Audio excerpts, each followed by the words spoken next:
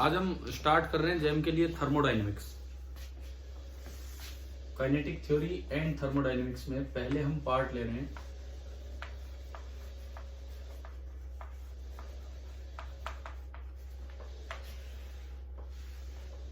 सबसे पहले हम थर्मोडायनेमिक्स पे चलते हैं केटीजी से पहले।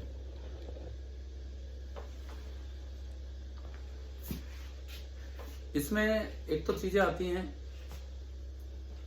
लॉज ऑफ थर्मोडायनेमिक्स, जिसमें मेनली हमें जीरोथ लॉ पढ़ना है, फर्स्ट लॉ पढ़ना है और सेकंड लॉ। एक और भी होता है थर्ड लॉ जो स्टैटिस्टिकल मैकेनिक्स से रिलेट हो जाता है, बट वो सिलेबस में अलग से लिखा नहीं है, पर मैं एक लाइन में बता देता हूँ। थर्ड लॉ क्या कहता है कि it is not possible to attain absolute zero temperature in a finite number of steps.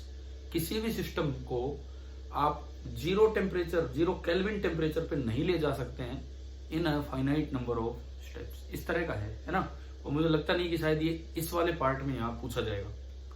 अब देखो, zeroth law, first law, second law, एक बार थोड़ा थोड़ा समझते हैं इनको क्या है। जीरोथ लॉ एक थर्मल इक्विलिब्रियम से रिलेटेड लॉ है। जीरोथ लॉ क्या कहता है, बहुत सिंपल सी बात है। आज टेम्परेचर डिफाइन हो चुका है तो ये और भी सिंपल हो गया। पहले मैं आपको ये बताऊं, zeroth law of thermodynamics, ZLOT, zeroth law of thermodynamics. देखिए क्या है ये, सिंपल सा रूल ये है,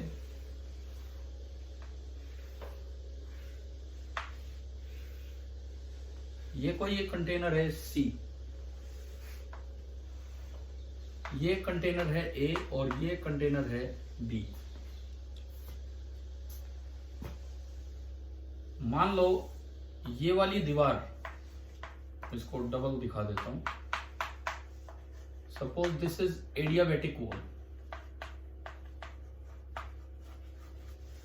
एडियाबैटिक वॉल का मतलब होता है कि उसमें से हीट एक्सचेंज नहीं हो सकता है। ये जो कंप्लीट लाइन है,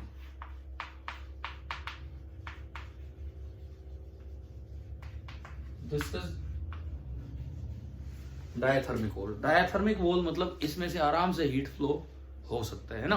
एक एडियाबैटिक वॉल है, एक डायथर्मिक वॉल है।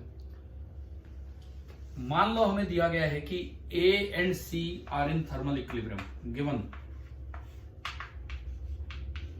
हमें दे रखा है कि A एंड C आर इन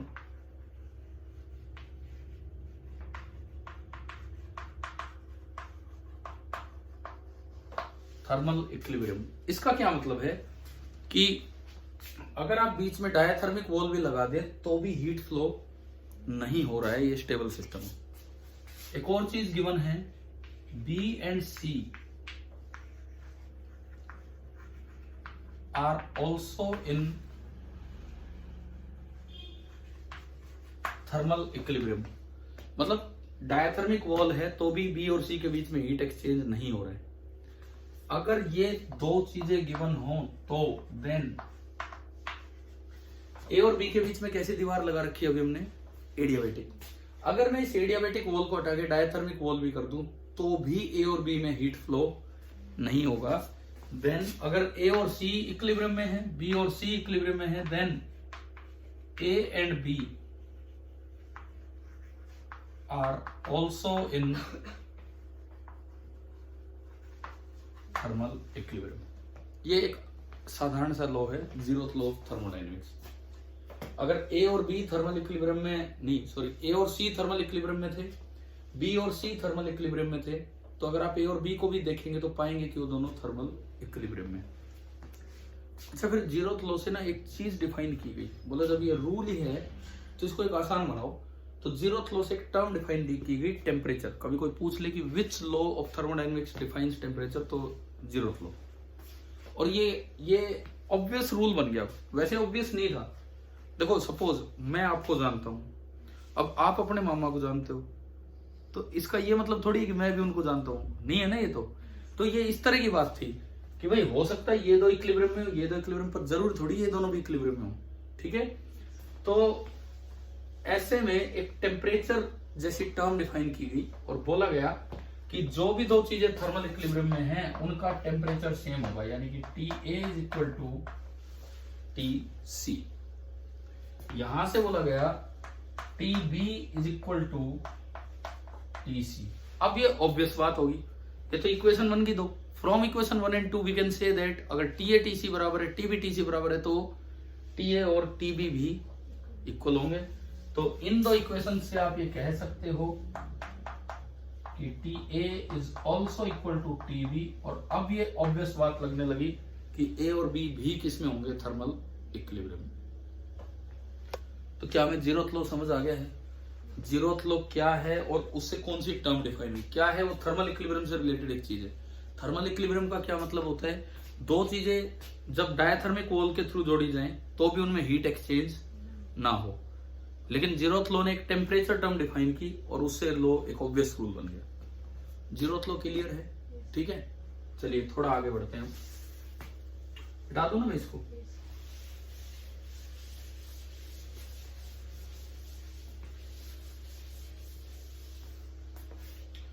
इस बार जैम क्वालिफाई करने के लिए थोड़ा पेशेंस रखना होगा। कैसे? देखो बहुत ज्यादा अटेम्प्ट नहीं करने, क्योंकि नेगेटिव अगर हो गए तो फिर वो क्वालिफाइंग मार्क्स पे भी नहीं पहुंच पाएंगे। आपको सेलेक्टेड चीजें अटेम्प्ट करनी है। जैसे हम हर सिलेबस में से थोड़ी थोड़ी चीजें पढ़ के जा रहे हैं, उससे रिलेट तो होके जो होता दिखे ना वो अटेम्प्ट करो। लिमिटेड सी चीजें, बहुत कॉन्फिडेंट हो तो आप अटेम्प्ट कीजिए। तुक्का तभी लगाना जब आपको लगे कि उसमें नेगेटिव वाले में तुक्का तभी लगाना जब आपको लगे कि एटलीस्ट ये दो तो हो ही सकते हैं। अच्छा, जैम में शायद 3 सेक्शन आते हैं, एक मल्टी करेक्ट, मल्टी सेलेक्ट। उसमें मोर देन 1 है, नेगेटिव नहीं है उसमें तुक्के लगने के चांस कम हो जाते हैं। उसमें तो सारा भर के आना है ना, तुक्के लगने के चांस इसलिए कम है ना, नंबर तभी मिलेंगे जब एग्जैक्ट वो कॉम्बिनेशन हो। और न्यूमेरिकल आंसर में भी सारे भरिया ना, उसमें तो तुक्के लगने के चांस नील है, क्योंकि क्या पता हमें कहाँ जा रहा है नंबर, पॉइंट्स में जा रहा है कि थाउजेंड्स में जा रहा है, कुछ आइडिया नहीं होता है ना। पर वो तो हमें करने ही करने हैं सारे, सिंगल करेक्ट वाले ध्यान से अटेम्प्ट करने हैं। अच्छा, अब इसके बाद मैं फर्स्ट लॉ की तरफ आपको लेके चलूंगा, तो उसके लिए मुझे कैलोरीमेट्री की एक चीज पता होनी चाहिए, पहले वो सुनिए। कोई एक गैसियस सिस्टम है,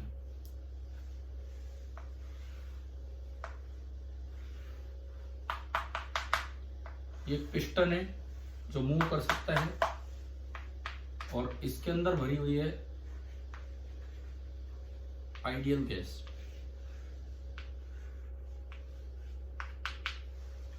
आपने इसको गर्म किया तो जो हीट आपको देनी पड़ेगी, अगर मैं उसको डेल्टा क्यू से रिप्रेजेंट करूं, let n be the number of moles of the gas contained inside the container. तो डेल्टा क्यू जो होता है कैलोरीमेट्री से उसकी इक्वेशन आती है n into C is called molar heat capacity.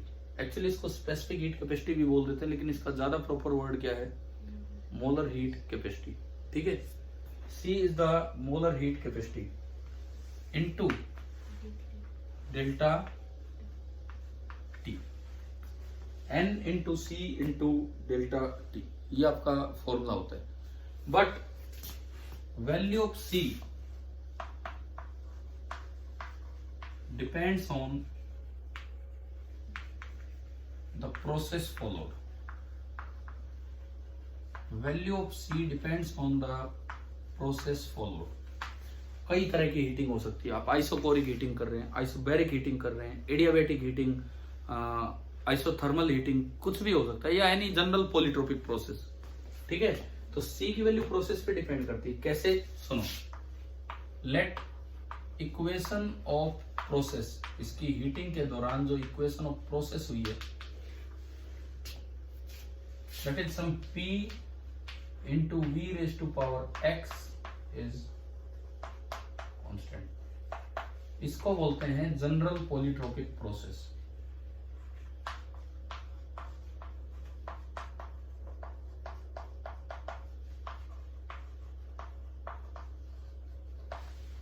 General polytropic process.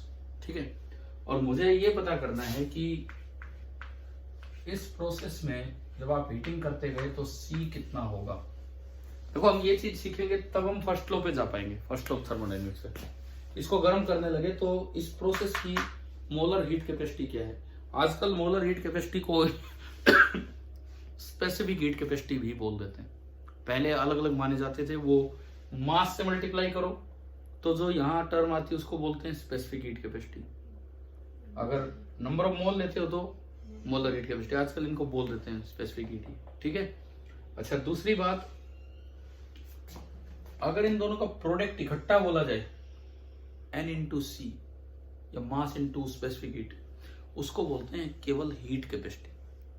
ना word molar heat capacity use किया है, ना वर्ड स्पेसिफिक हीट कैपेसिटी, केवल हीट कैपेसिटी या थर्मल कैपेसिटी वर्ड आया तो उसका मतलब होता है क्या, N into C. This is called heat capacity.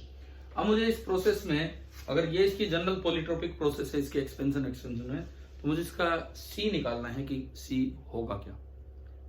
सबसे पहली बात मैं एक बार फॉर्मूला बताऊं आपको। C बराबर R upon gamma minus 1 plus R upon 1 minus x. यहां पे R क्या है, गैस कांस्टेंट, X ये, और ये गामा क्या है, इस गामा को हम बोला करते हैं Cp अपॉन Cv। अब मैं एक एक करके इसके प्रूफ पे भी आऊंगा, Cv क्या है, Cp क्या है, उन सब चीजों पे चलूंगा। आप ये नोट कीजिए, फिर मैं आगे बढ़ता हूं।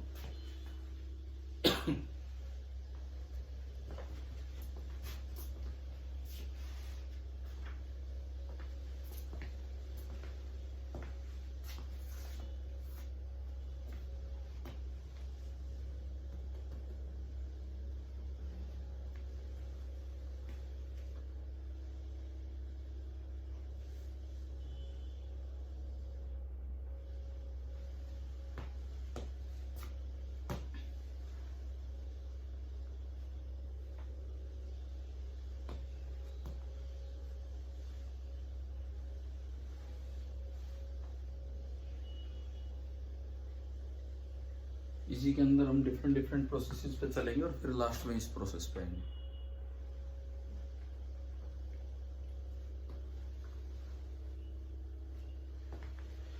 हो गया। अब नंबर 1 पहले लिखो, नंबर 1 आइसोकोरिक प्रोसेस।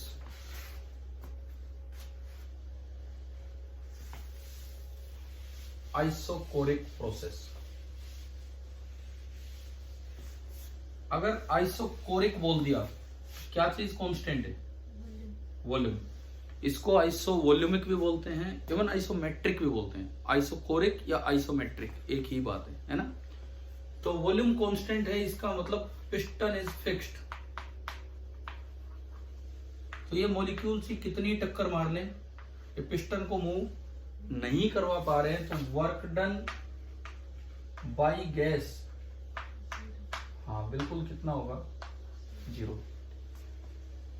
ठीक है। जो आप एनर्जी दे रहे हैं वो हीट कितनी है, डेल्टा क्यू। और वो अगर मान लो टेम्परेचर चेंज होके, टेम्परेचर राइज होके सपोज डेल्टा टी बढ़ गया, सपोज टेम्परेचर राइज होके डेल्टा टी बढ़ गया, तो डेल्टा क्यू की वैल्यू होगी N into C at constant volume. उसको हम किससे डिनोट करते हैं, CV से, और इंटू डेल्टा टी। तो जब आप आइसोकोरिक प्रोसेस की बात करते हैं, जितनी हीट देंगे वर्क में कुछ नहीं कन्वर्ट होते, सारी की सारी हीट कहां स्टोर हो जाएगी, बॉडी की इंटरनल एनर्जी के रूप में। यानी कि इस प्रोसेस में जो सिस्टम का डेल्टा U होगा, U stands for internal energy.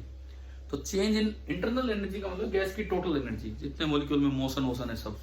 तो delta U will be equal to delta Q, क्योंकि वर्क नहीं हो रहा है। इसका मतलब डेल्टा U कितना होगा, NCV डेल्टा T। ये आपकी पहली प्रोसेस है isochoric. Work done by gas 0 है, पिस्टन फिक्स है, ये हीट की इक्वेशन और यही इंटरनल एनर्जी की इक्वेशन।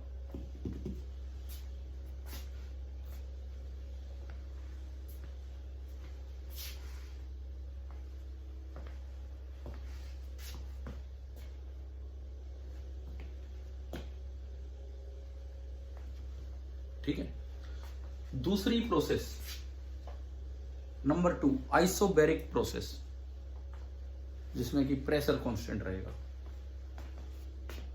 आइसोबैरिक प्रोसेस, इसमें देखो इस बार ये पिस्टन फिक्स नहीं है, इस बार पिस्टन पक्का मूव करेगा ऊपर की तरफ। इस बार जो आप हीट देंगे that will be written as CP, specific heat at constant pressure या molar heat capacity at constant pressure, ठीक है ना। N into CP into delta T, clear है। अच्छा अब सुनो आगे, टेम्परेचर राइज वही लिया सेम पिछली बार जितना ही, तभी तो ये इतना लिखा। अब एक चीज हमें याद रखनी है, इंटरनल एनर्जी में चेंज केवल टेम्परेचर चेंज पे डिपेंड करता है। आप चाहे किसी तरह से हीट करो, किसी भी तरह से, अगर डेल्टा टी टेम्परेचर राइज है तो डेल्टा यू हर प्रोसेस में क्या होगा, सेम होगा। इस प्रोसेस में डेल्टा यू इसके बराबर नहीं होगा, इस प्रोसेस में delta U will not be equal to delta Q. पिछली वाली प्रोसेस में वर्क हुआ ही नहीं था, जबकि इस बार गैस ने कुछ ना कुछ वर्क किया है। ये पिस्टन एक्सपेंड करेगा क्योंकि वॉल्यूम नहीं बल्कि क्या कांस्टेंट रखा आपने, प्रेशर। तो वॉल्यूम पे कोई लिमिट नहीं है, वो बढ़ेगा आगे ना, है ना। तो वर्क डन बाय गैस तो नॉन जीरो है, तो सारी की सारी डेल्टा क्यू इस बार हीट में ना इंटरनल एनर्जी में कन्वर्ट नहीं होगी, कुछ पार्ट किस में गया, वर्क में गया। लेकिन डेल्टा यू तो वही होगा जो पिछली प्रोसेस में हुआ था। क्यों, टेम्परेचर चेंज कितना माना आपने, डेल्टा टी। इसका क्या मतलब है, अगर मैं आइसोकोरिक हीटिंग करता हूं और मैं 6 जूल एनर्जी देता हूं, सारी की सारी किस रूप में स्टोर होगी, internal energy.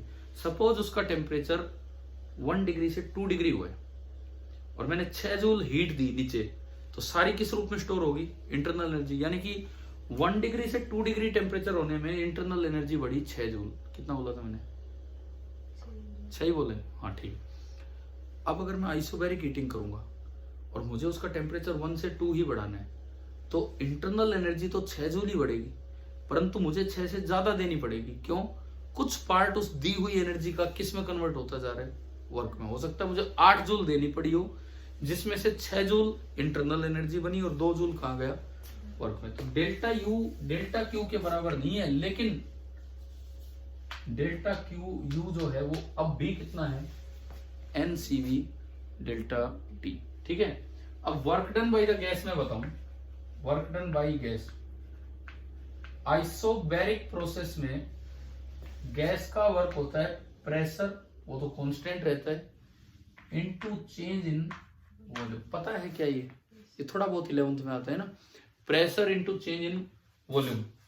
Now this is P into V final minus P into V initial. Ideal gas equation कहती है कि this is NR T final minus NR T initial. So this is equal to NR common और अंदर जो बचेगा वो क्या बचेगा, डेल्टा T, ठीक है। आपने कुछ एनर्जी दी NCP डेल्टा T, कुछ इंटरनल एनर्जी के रूप में स्टोर होगी NCV डेल्टा T, कुछ किस में चलेगी, वर्क में, NR डेल्टा T। तो बाई एनर्जी कंजर्वेशन देखो आपने एनर्जी कितनी दी है, NCP डेल्टा T, कुछ ये है और कुछ ये है। तो अगर आप इसको लगाओगे तो NCP डेल्टा T बराबर NCV delta T plus NR delta T। मतलब अगर मैं बात करूं, मैंने क्या क्या लिख दिया, NCP delta T is delta Q, NCV delta T is delta U and that is delta W. This is energy provided to the system, this is change in internal energy of the system and this is work done by the system gas. इस equation को क्या बोलते हैं हम, first law of. ये खाली इस process में नहीं, ये पिछली में भी लगी थी, हर प्रोसेस में लगेगी। तो जीरोथ लॉ के साथ हमें फर्स्ट लॉ समझ आ गया है। फर्स्ट लॉ कहता है delta Q is equal to delta U plus delta W. Chemistry में थोड़ा अलग तरीके से पढ़ाया जाता है, हम फिजिक्स का ही पढ़े, उस पर नहीं जा रहे अभी, क्योंकि अब केमिस्ट्री में वो लोग लेते हैं work done on the gas, हम लेते हैं वर्क डन। केमिस्ट्री वाले पता क्या बोलते हैं, ये सिस्टम है, 10 जूल एनर्जी आपने हीट दी डेल्टा क्यू, 2 जूल उस पर वर्क कर दिया डेल्टा डब्ल्यू, तो इंटरनल एनर्जी कितनी बढ़ेगी, 10 इधर से दी, 2 इधर से, कितनी बढ़ गई? तो वो उनकी इक्वेशन क्या होती है? डेल्टा यू बराबर delta Q plus delta W. लेकिन उनका डेल्टा डब्ल्यू होता है work done on the gas, हमारा डेल्टा डब्ल्यू क्या है? वर्क डन, हमें कुछ मिला है तो हम उसका कुछ पार्ट बाहर दे रहे हैं। केमिस्ट्री वाले दोनों साइड से भरने में लगे रहते हैं, इस तरह है ना, ये है थोड़ा सा अलग। समझ आ गया? ये FLOT की इक्वेशन है। अब यहां से मेयर्स फॉर्मूला भी बन रहा है, देखो एन डेल्टा टी कॉमन आ गया, कैंसिल, और ये क्या बना? CP is equal to CV plus R। पढ़ा होगा आपने ये, इसको बोलते हैं मेयर्स फॉर्मूला। लेकिन ये तब वैलिड है जब ये मोलर हीट कैपेसिटी हो, ना कि स्पेसिफिक हीट कैपेसिटी। मैं एक बार फर्क बता देता हूं। अगर कहीं डेल्टा क्यू लिखा है मास इंटू, चाहे C बोल दो चाहे S बोल दो, इंटू डेल्टा T, तो इस C का प्रॉपर नाम होता है स्पेसिफिक हीट कैपेसिटी। अगर कहीं डेल्टा क्यू लिखा है मास इंटू C इंटू, मास की जगह क्या? Number of moles into C into delta T, तो इस C का क्या नाम होता है? Molar heat capacity. पुराने समय में इस C की जगह सिंबल S होता था, आजकल दोनों जगह C लगाने लगे। This is specific heat capacity, this is molar heat capacity. बोल इसको भी आजकल स्पेसिफिक हीट कैपेसिटी देते हैं। आपको यूनिट से पहचानना होगा। इस C की यूनिट होगी 1 जूल पर किलोग्राम और डिग्री सेल्सियस या केल्विन, जबकि इस C की यूनिट होगी 1 जूल पर मोल एंड डिग्री सेल्सियस और केल्विन। ये रिलेशन कौन से वाले के लिए है? मोल वाले के लिए या किलोग्राम वाले के लिए? मोल वाले के लिए। इसका प्रॉपर नाम स्पेसिफिक हीट कैपेसिटी नहीं है, इसका नाम क्या होता है? मोलर हीट कैपेसिटी, पर बोल देते हैं इसको स्पेसिफिक हीट कैपेसिटी। ठीक है, दो प्रोसेस समझ आई। अब इसके बाद देखो, तीसरी प्रोसेस पे जाने से पहले मैं एक बार यहां गामा बताता हूं।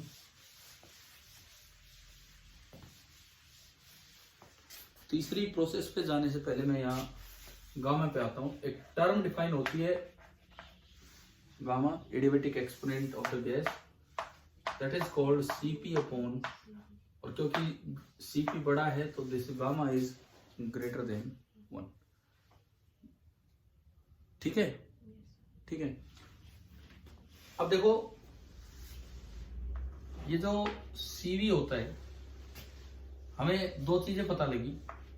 CP by CV is gamma and CP minus CV is R।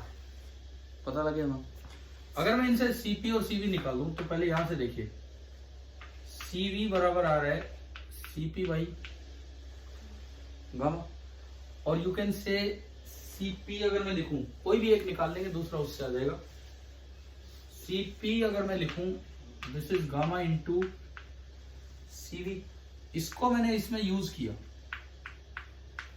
Gamma CV minus CV is equal to R, CV common gamma minus 1 is equal to R। तो किसी भी गैस के CV का फॉर्मूला आ गया R upon gamma minus 1,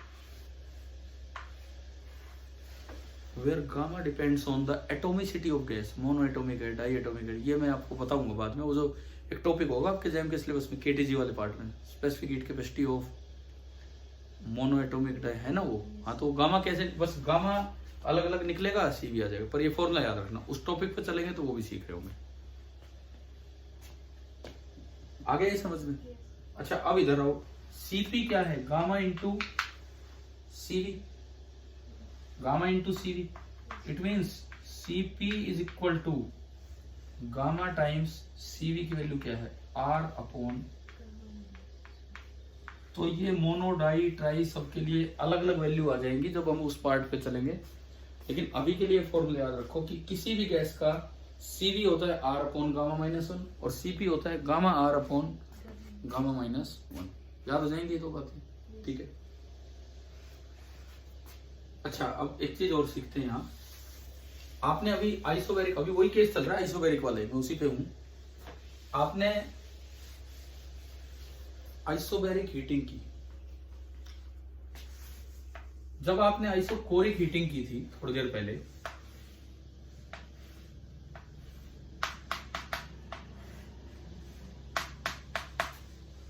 मान लो आप isochoric heating कर रहे हैं,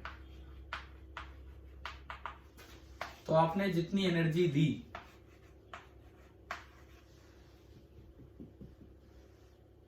अगर आप फर्स्ट लॉ लगाएं delta U plus delta W कितना था, डेल्टा यू बराबर डेल्टा, यानी कि डेल्टा यू कितना परसेंट हीट इंटरनल एनर्जी में कन्वर्ट हुई, 100%। कितनी परसेंट हीट वर्क में कन्वर्ट हुई, 0%, है ना। लेकिन अगर मैं करता हूं आइसोबैरिक हीटिंग,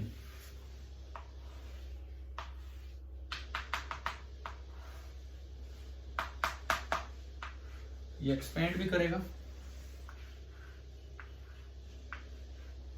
अगर आप आइसोबैरिक प्रोसेस लेते हैं, आइसोबैरिक,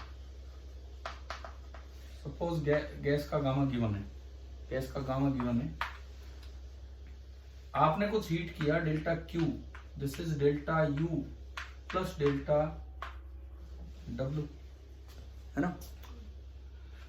मैंने माना कि गैस का गामा गिवन है, कुछ भी गिवन है। अब हमें यह बताना है कि सवाल आ जाए कितने परसेंट हीट जो दी थी, कितना परसेंट इंटरनल एनर्जी में गया और कितना परसेंट वर्क में गया, बटा होगा ये तो दोनों में। तो देखिए डेल्टा क्यू, ये तो क्या होगा N C P delta T, क्योंकि प्रेशर कांस्टेंट है ना। सीपी का फॉर्मूला अभी क्या आया था, गामा आर अपॉन गामा -1 और इंटू डेल्टा टी। कैसी भी प्रोसेस हो डेल्टा यू फिक्स है, कितना एन सीवी डेल्टा टी, बताया था ना, जो इधर हुआ होगा वही इधर हुआ होगा, एन सीवी। मैंने माना है कि दोनों में टेम्परेचर चेंज, यहां भी डेल्टा टी हुआ है और यहां भी टेम्परेचर चेंज कितना हुआ है, डेल्टा टी। तो डेल्टा यू जब आप लिखेंगे एन इंटू सीवी, अच्छा सीवी की वैल्यू अभी निकली थी, क्या थी, गामा -1 इंटू डेल्टा टी, ठीक है। अच्छा बचा हुआ पार्ट क्या बच गया आपका, वर्क। एक बार इसमें से ये घटा के ही देख लो, अगर मैं इसमें से ये घटाता हूं, देखो N R delta T upon gamma -1 बाहर आया और अंदर एक गामा बचेगा और एक 1 बचेगा, और गामा -1 से गामा -1 कैंसिल हो जाना है, यानी कि ये क्या आएगा एन आर। वैसे भी आइसोबैरिक में वर्क डन यही होता है भाई, इसमें ये जोड़ोगे ना तभी ये बन पाएगा। वैसे भी आइसोबैरिक में वर्क डन होता है पी इंटू डेल्टा वी, और P into delta V can be written as N R delta T. अब देखो इसमें आ जाए कितने परसेंट पार्ट इंटरनल एनर्जी के रूप में गया है और कितने परसेंट पार्ट, सपोज ये आ जाए कितना परसेंट पार्ट इंटरनल एनर्जी के रूप में गया और कितना परसेंट पार्ट वर्क के रूप में, इंटरनल एनर्जी की percentage, this thing upon this thing into 100, this upon this करोगे, देखो एनआर डेल्टा टी से एनआर डेल्टा टी गया, गामा -1 से क्या बचा, इससे इसको डिवाइड किया, क्या बचा 1 अपॉन गामा, तो ये आएगा 1 अपॉन गामा इंटू 100। भाई जैसे पिछली बार डेल्टा यू कितना था, पूरा 100%, इस बार आएगा 1 अपॉन गामा इंटू 100%। और डेल्टा डब्ल्यू, इससे जब इसको डिवाइड करोगे, एनआर डेल्टा टी से एनआर डेल्टा टी गया, गामा -1 ऊपर आ जाएगा, तो ये आएगा गामा -1 अपॉन गामा और इंटू 100%। आइसोकोरिक हीटिंग में सारी की सारी एनर्जी जो आपने प्रोवाइड की इंटरनल एनर्जी के रूप में गई, वर्क 0%। आइसोबैरिक हीटिंग में गैस की एटोमिसिटी पे गामा डिपेंड करेगा, कैसे वो बाद में देखेंगे। जब आप हीट देते हैं तो उसका कितना परसेंट पार्ट इंटरनल एनर्जी के रूप में स्टोर होता है, 1 बाई गामा इंटू 100%। कितना परसेंट पार्ट वर्क में कन्वर्ट हो गया, गामा -1 अपॉन गामा इंटू 100%। फॉर्मूले याद हो जाएंगे। दो तरह की प्रोसेस होगी, तीसरी पे चलते हैं। तीसरी प्रोसेस आप लिखो आइसोथर्मल हीटिंग, लिख रहे हो तो आइसोथर्मल हीटिंग कर दो, जैसे भी आप लिख रहे हो आइसोथर्मल। अब ये देखते हैं आइसोकोरिक हो गया, आइसोबैरिक हो गया, है ना।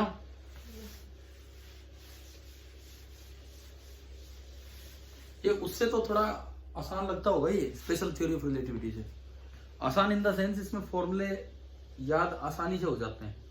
उसमें क्या होता है, एक दो बार अगर पढ़ चुका हो बच्चा तो याद होते हैं, और रिवाइज ना करे तो फिर से भूलने के साथ, थोड़े बड़े भी फॉर्मूले उसमें।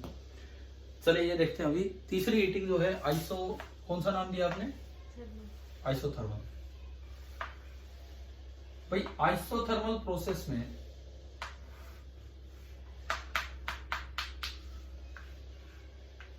आप हीट दे रहे हो जिसका फॉर्मूला होगा डेल्टा क्यू बराबर N C at constant temperature into delta T, समझ लो। और आइसोथर्मल बोल दिया तो डेल्टा टी कितना है, और मैं हीट दे भी रहा हूं क्योंकि एडियाबेटिक तो है नहीं कि हीट ही नहीं दे सकते, ये एडियाबेटिक तो है ही नहीं, हीट तो दे सकते हैं। ये चीज नॉन जीरो है, और ये चीज क्या है, जीरो, और ये एक फाइनाइट नंबर है। तो मैथ्स का जो लिमिट वाला कॉन्सेप्ट है वो हमें बताता है किसी फाइनाइट नंबर को अगर जीरो से मल्टीप्लाई कर दिया तो आंसर जीरो ही आएगा, जबकि इधर क्या है, ये तभी पॉसिबल है जब आप इन्फिनिटी को जीरो से मल्टीप्लाई करें। भाई मैं 5 को जीरो से मल्टीप्लाई करूंगा जीरो, 10 को जीरो से मल्टीप्लाई किया जीरो, 1000 को जीरो से जीरो, लेकिन इधर आ रहा है क्या, नॉन जीरो। ये कब पॉसिबल है, जब ये चीज इनफाइनाइट हो। समझ में आया। तो यहां से पता लगा कि specific heat capacity means molar heat capacity at constant temperature, isothermal condition में गैस की मोलर हीट कैपेसिटी कितनी हो जाती है, इनफाइनाइट। आ गया समझ कैसे।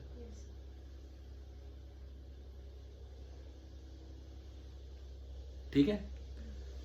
नंबर नेक्स्ट देखो, आइसोकोरिक हीटिंग होगी, आइसोबैरिक होगी, अगली आइसोथर्मल होगी। अब लिखो एडियाबेटिक हीटिंग।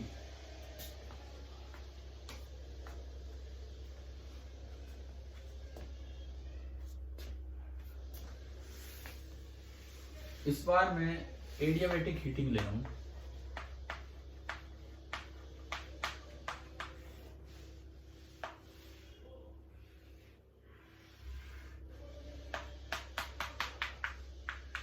हर तरफ से ऐसा ही कर दिया भाई। अगर आपने एडियाबेटिक ही कर दिया तो डेल्टा क्यू कितना हो गया, जीरो। डेल्टा क्यू दे नहीं पा रहे, लेकिन डेल्टा टी जीरो नहीं है। एडियाबेटिक प्रोसेस में टेम्परेचर बढ़ भी सकता है, टेम्परेचर कम भी हो सकता है। पता है क्या होता है, अगर एक्सपेंड करे ना ये, तो गैस की इंटरनल एनर्जी तो यूज होगी और बाहर से एनर्जी आई नहीं, तो गैस की एनर्जी कम हुई तो टेम्परेचर कम हो जाएगा, है ना। इसका मतलब पक्का ये कंप्रेस हुआ होगा, एनर्जी आ नहीं रही लेकिन कंप्रेस हो रहा है, तो इंटरनल एनर्जी बढ़ रही है, तो डेल्टा टी आपका पॉजिटिव है। समझ में आया, है ना। अब सुनो इधर देखो, delta Q is zero and delta T is positive. अच्छा, इस सी को क्या नाम दे, जैसे C V, C P, C T, इसको बोलते हैं C S stands for entropy, क्योंकि एडियाबेटिक प्रोसेस में एंट्रोपी क्या रहती है, constant. So this is C S, N into C S into delta. अब बताओ, ये जीरो आ रहा है, ये नॉन जीरो, ये नॉन जीरो, ये जीरो कब बनेगा, हाँ, यानी कि जो सी एस होगा वो कितना होगा, जीरो। सी बी पढ़ लिया, सी पी पढ़ लिया, सी टी पढ़ लिया और सी एस पढ़ लिया, चार आ गए समझ। अब मैं आता हूं जनरल प्रोसेस पे, वो फॉर्मूला जो आपने शुरू में लिखा था उस पे आते हैं। किसी भी जनरल प्रोसेस पे हम चलते हैं।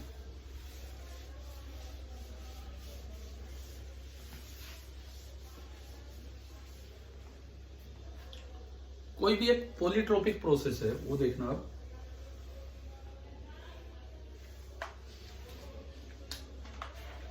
और मैं इसको हीट कर रहा हूं,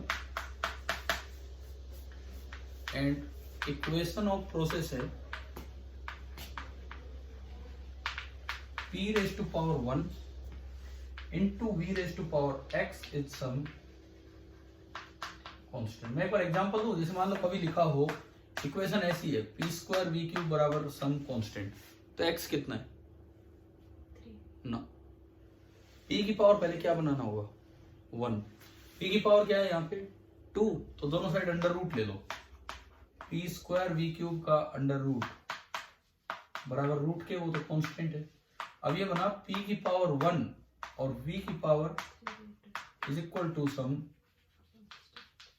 तो ऐसे में कंपेयर करना है, और यहाँ पे x कितना आ गया 3/2, ये मैंने एग्जांपल दिया है। अगर ये होता P square upon V cube equal to K, तो x कितना आता -3/2, है ना, ऐसे करके बना लेना है। अब ऐसे केस में आपने कुछ हीट दी and that delta Q is N C, नहीं पता मुझे इस प्रोसेस की क्या है, इनटू डेल्टा टी। बट एक चीज श्योर है, एक चीज बड़ी श्योर है कि डेल्टा यू प्रोसेस पे डिपेंड ही नहीं करती, वो तो वही होगी जो कौन सी प्रोसेस में थी, आइसोकोरिक में। तो डेल्टा यू को मैं अब भी क्या लिख सकता हूं, N C V delta T, और कुछ गैस ने वर्क कर दिया होगा। अब फर्स्ट लॉ ऑफ थर्मोडायनेमिक्स कहता है delta Q is equal to delta U plus delta W.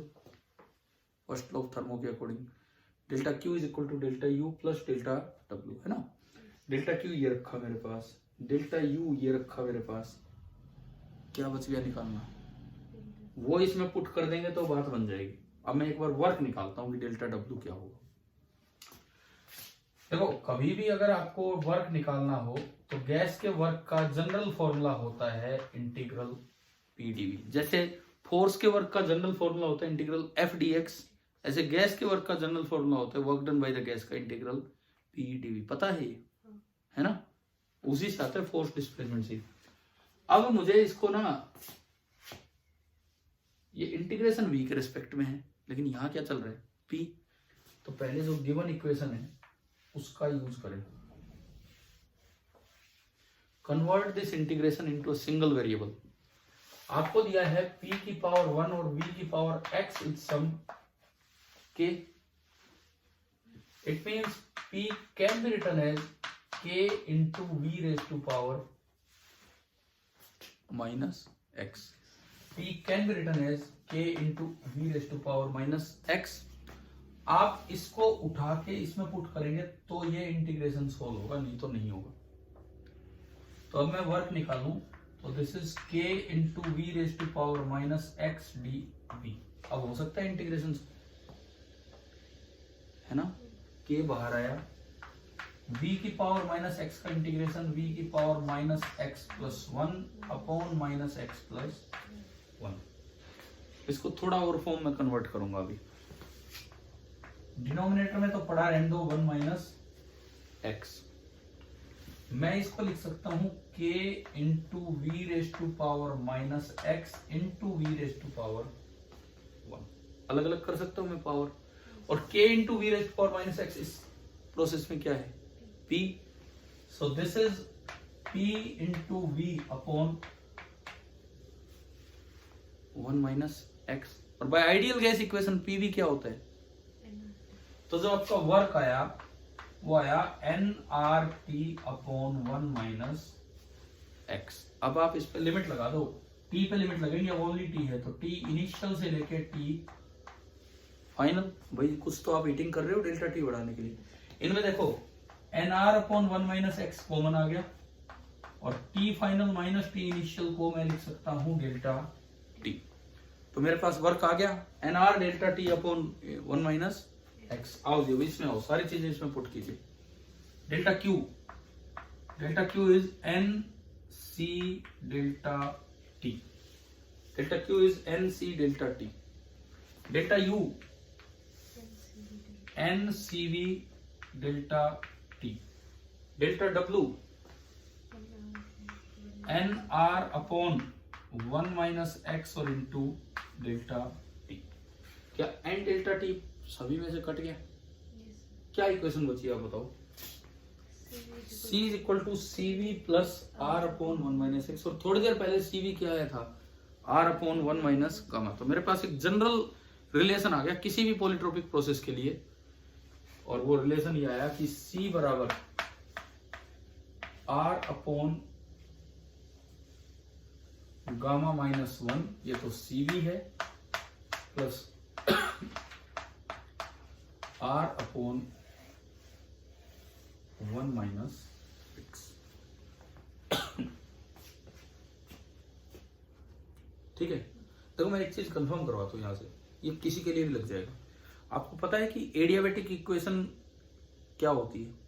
Adiabatic process की इक्वेशन, जैसे टेम्परेचर कांस्टेंट हो आइसोथर्मल, तो इक्वेशन बनती है P इंटू वी बराबर कांस्टेंट। वॉल्यूम कांस्टेंट हो तो इक्वेशन बनती है P बाई टी बराबर constant, PV equal to NRT से। प्रेशर कांस्टेंट हो तो इक्वेशन बनती है V बाई टी बराबर कांस्टेंट। एडियाबेटिक की इक्वेशन क्या होती है? PV raise to power gamma बराबर कांस्टेंट। है ध्यान, है ना ध्यान थोड़ा? PV raise to power gamma is constant. ये चीजें थोड़ी थोड़ी 11वीं में ये आ चुकी होती है ना, या अभी आपके BSc पिछले सेम में आई है ये चीजें। हाँ, तो अगर मान लो एडियाबेटिक इक्वेशन है, एडियाबेटिक इक्वेशन, तो उसकी इक्वेशन होगी PV raise to power gamma constant. तो x की वैल्यू कितनी होगी? गामा। इसमें रखो x की जगह गामा, रख दिया। उसमें से एक माइनस कॉमन ले लो, तो क्या यही सेम बन जाएगा? कट जाएंगे। तो एडियाबेटिक प्रोसेस के लिए C कितना आ गया? 0। हमने पढ़ा था अलग से भी। चलो एक और के लिए कंपेयर करते हैं।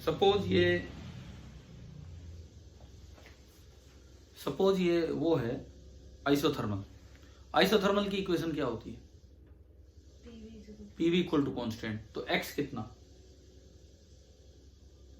1। x1 रखो एक बार, r upon 1 minus 1, r upon 0, infinity में कुछ जुड़े ना जुड़े इनफाइनाइट, यही आया था हमारा।